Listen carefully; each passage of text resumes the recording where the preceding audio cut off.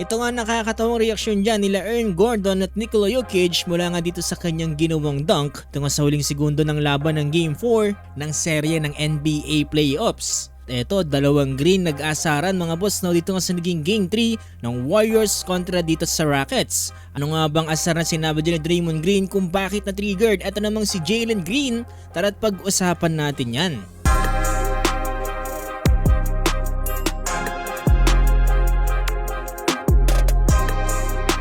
So kanina nga mga boss no ay naganap na nga dito ang game number 4 dito nga ng Denver Nuggets kontra nga dito sa Los Angeles Clippers.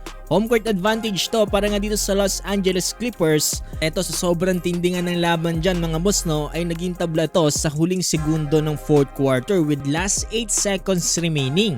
Sinubukan nga tumira dyan ni Nikola Jokic at nagbintis nga yan pero nakakagulat mga boss no nandyan pala sa ilalim etong si Aaron Gordon at talaga namang tagumpay niya pang naipasok ulit etong mintes na tira dyan dito nga ni Nikola Jokic. Talagang mahirap determinahin din mga boss no kung pasok nga ba to o hindi kung hindi natin papanoorin etong replay.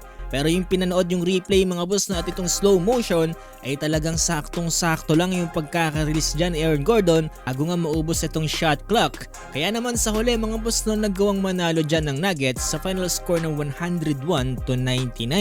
Dahilan para maging tabla na ang series sa 2-2. So, during press conference mga boss no naitanong nga dyan ang naging reaksyon nila Aaron Gordon at dito nga ni Nikola Jokic. Tinanong nga ito kasing si Aaron Gordon kung ano nga ba daw yung pakiramdam dito nga sa kanyang first NBA buzzer beater shot dito nga sa NBA playoffs ay sinabi nga dyan ni Aaron Gordon it's a nice pass nga daw from Nikola Jokic. Naman natawa itong si Nikola Jokic at tinanong nga siya kung pasa nga ba daw yon at sinabi dyan ni Nikola Jokic na hindi nga daw yun pasa. At pakinggan natin mga boss ang kulit ng dalawang to. Like that?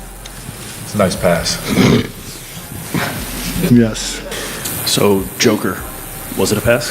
No, it wasn't.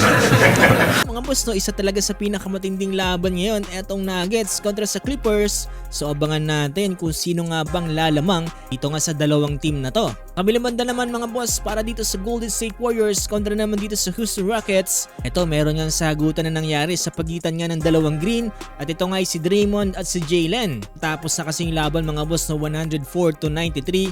Ito habang papalakad na nga papaalis etong mga players. Itong si Jalen Green ay parang meron pang katrashtukan. Yung nalaman natin mga boss na ito pala ay si Draymond Green at sinabihan ba naman etong si Jalen Green base sa mga information na kumalat na mag-paint nga daw ng kanyang nails etong si Jalen Green. Etong si Jalen Green parang na-trigger dyan sa sinabi ni Draymond Green, parang nag-gun sign pa dito para kay Draymond.